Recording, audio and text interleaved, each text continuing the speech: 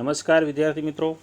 कक्षा 10 विज्ञान पाठ 6 जैव प्रक्रम के अंतर्गत हमने 3 प्रक्रमों का अभ्यास किया है, पोषण, श्वसन और वहन का। आज हम आखिरी प्रक्रम का अभ्यास करने वाले हैं, उत्सर्जन।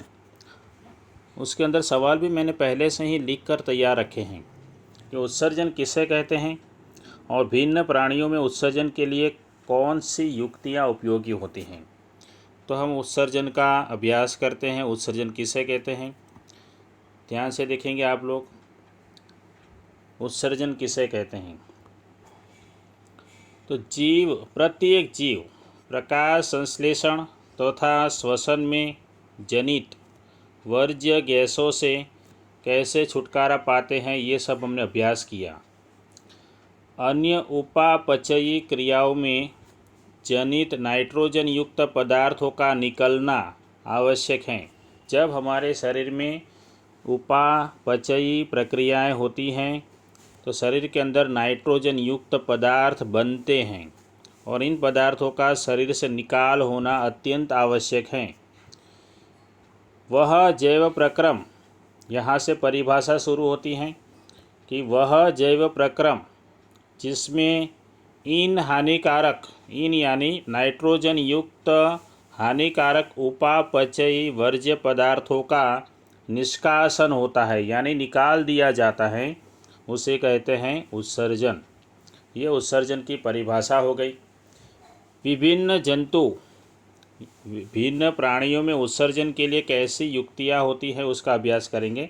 तो भिन्न जंतु इसके लिए विविध युक्तियाँ करते हैं।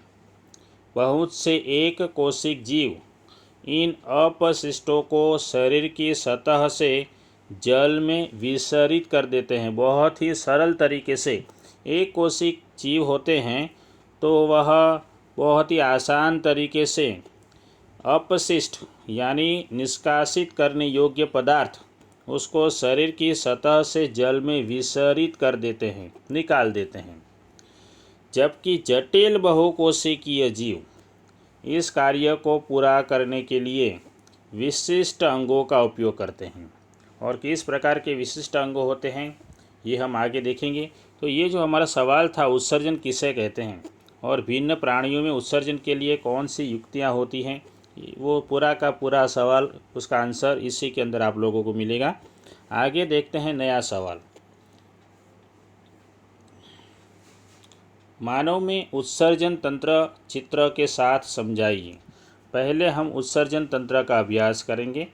उत्सर्जन तंत्र, यह चित्र आप लोगों को बनाना है और इसके अंदर जो नाम दिए गए हैं वह नाम देने हैं। सबसे महत्व का है, इसके अंदर दिए गए ये 2 वृक्क यानी किडनी कहते हैं हम लोग। ये वृक्क, बायां वृक्क और बाएं वृक्क की धमनी, उसी प्रकार दायां वृक्क भी दिया गया है। और मूत्राशय, मूत्रमार्ग, मूत्रवाहिनी, ये महत्व के शब्द हैं। ये 4-5 शब्दों को तो आकृति में दर्शाना अत्यंत आवश्यक है। तो मानव में उत्सर्जन तंत्र चित्र के साथ समझाइए, यहाँ पर समझाया गया है। इसका अभ्यास करते हैं। मानव में उत्सर्जन तंत्र का अभ्यास। तो मानव के उत्सर्जन तंत्र में एक जोड़ा वृक्क होते हैं। एक जोड़ा यानी 2, एक मूत्रवाहिनी, एक मूत्राशय एवं एक मूत्रमार्ग होता है। वृक्क उदर में रीढ़ की हड्डी के दोनों ओर स्थित होते हैं। वृक्क में मूत्र बनने के बाद, मूत्र के निर्माण के बाद मूत्रवाहिनी में होता हुआ मूत्राशय में आता है तथा यहाँ तब तक एकत्र रहता है जब तक मूत्र मार्ग से यह निकल नहीं जाता। यहाँ तक हमें ये आंसर लिखना है, चित्र के साथ समझाना, यानी इतना ही लिखना है। अब हमारे पास कुछ महत्व का सवाल आता है। वृक्काणु की रचना समझाइए। वृक्काणु, ये आप लोगों को चित्र में दिख रहे हैं। ये 2 वृक्क हमारे पास हैं, यानी एक जोड़ा। इसकी रचना समझते हैं। वृक्काणु की रचना,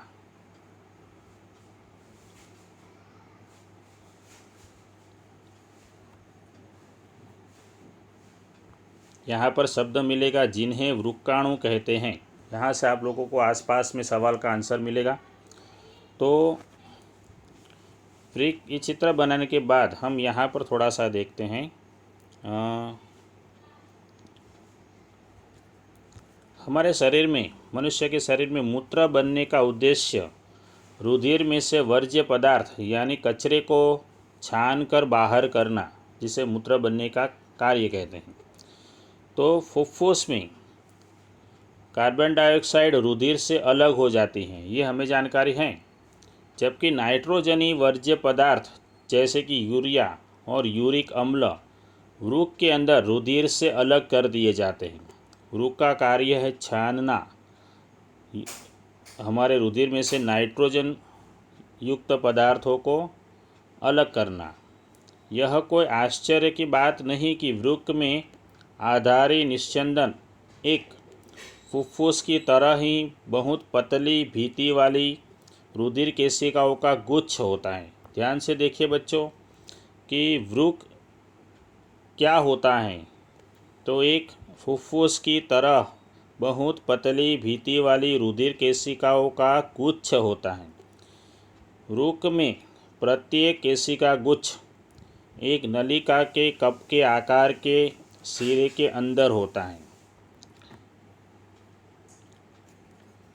यह नलिका छने हुए मूत्र को एकत्र करती है और प्रत्येक वृक्क में ऐसे अनेक निस्यंदन एक होते हैं, एकक यानी इकाई होते हैं, जिन्हें वृक्काणु कहते हैं। यहाँ तक हमारा आंसर है कि सवाल था वृक्काणु की रचना समझाइए। तो ये रचना इस प्रकार समझा सकते हैं, इसी पैराग्राफ में आप लोगों को मिलेगा। आगे का सवाल हमारे पास है, मूत्र किस प्रकार तैयार होता है, यानी मूत्र का निर्माण समझाइए। देखते हैं मूत्र का निर्माण कैसे होता है। सवाल लिखा गया है, उसके पहले आप लोगों को ये चित्र बनाना पड़ेगा। वृक्काणु की रचना कैसी होती है, समझते हैं मूत्र का निर्माण।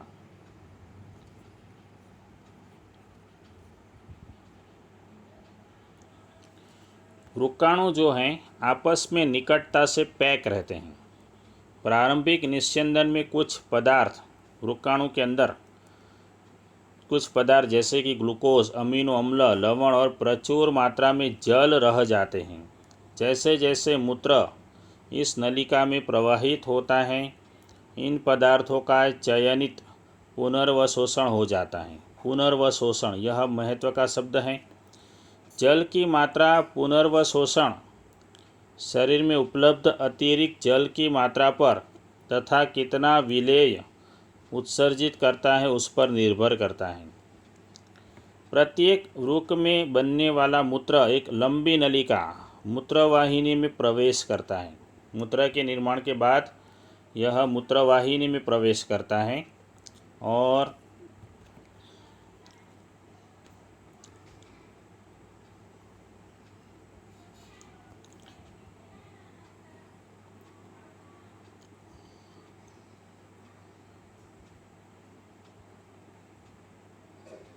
मूत्रवाहिनी में प्रवेश करता है, जो वृक्क को मूत्राशय से जोड़ती हैं।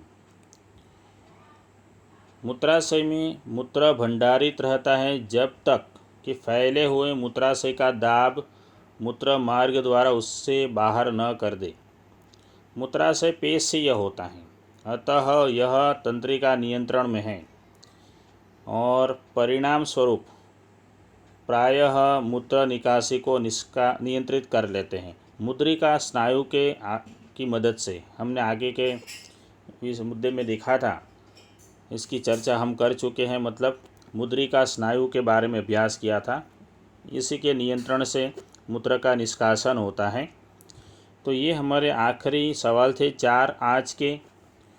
इस सवाल के जवाब आप लोग इस पाठ में से लिख सकते हैं आराम से। यह पाठ यहाँ पर ख़त्म होता है। इसके बाद हम आगे का 7वां पाठ शुरू करेंगे। आप लोग ध्यान से अभ्यास करना। धन्यवाद।